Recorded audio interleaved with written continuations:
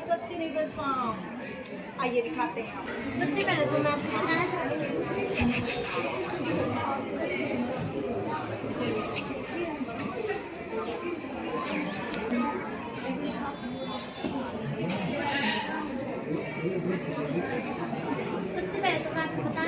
कि हमने इस फोटो को वेस्ट का इस्तेमाल करके बनाया है।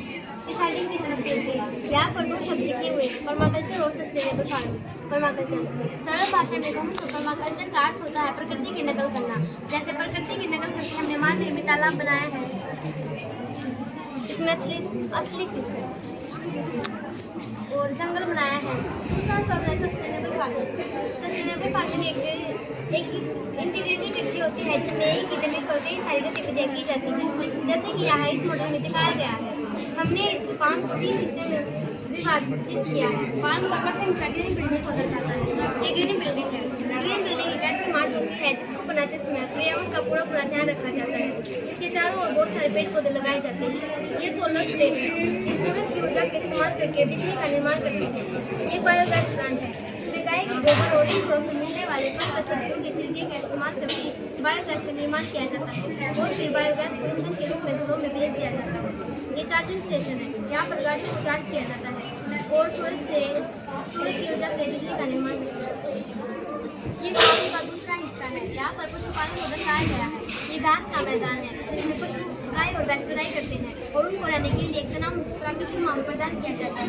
यहाँ से हमें दूध प्राप्त होता है। यहाँ मुर्गी पालन को दर्शाया गया है। यहाँ से हमें अंडे प्राप्त होते हैं। ये मछली पालन है।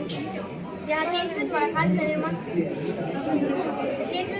निर्माण किया जाता है। केंचुए बनाने की प्रक्रिया बहुत ही सरल होती है। इसको बनाने के लिए हमें कंपोस्ट बेड चाहिए होता है। इसमें मिट्टी भरते हैं और आसपास के घरों से फल व सब्जियों के छिलके के बाद बच्चों की पराली, गाय के गोबर आदि इसमें डाल दिए जाते हैं और फिर इसमें केंचुए छोड़ दिए जाते हैं। 30 से 40 दिनों में केंचुए इस कचरे को खाद में बदल देते हैं। यह खाद पूर्ण रूप से रासायनिक। इस घास के मैदान में पवन चक्कियाँ भी लगाई हुई है जो हवा का इस्तेमाल करके बिजली का निर्माण करती है। यहाँ बारिश के पानी को इकट्ठा किया जाता है और फिर इसी पानी से तालाब के पानी को रिफिल कर दिया जाता है। यह तालाब हमने जानबूझकर ऊंचाई पर बनाया है ताकि पशुओं को पीने के लिए और खेतों और जंगलों में सिंचाई के लिए बिना बिजली खर्च के पानी भेजा जाता है। ये फार्म का तीसरा हिस्सा है। यहाँ पर सस्टेनेबल फार्मिंग को दर्शाया है। सस्टेनेबल फार्मिंग में निम्न अभ्यास किए जाते हैं: जैविक खेती, केंचुआ खाद, एग्रो फॉरेस्ट, फसल चक्रण, कवर्ड फसल तथा जैविक खेती। जैविक खेती में हम किसी भी प्रकार के रसायन का इस्तेमाल नहीं करते। इसमें जैविक खाद यानी केंचुए द्वारा निर्मित खाद का इस्तेमाल किया जाता है। एग्रो फॉरेस्ट, एग्रो शब्द का अर्थ खेती और फॉरेस्ट का अर्थ जंगल। ये जंगल है, ये खेती है। फसल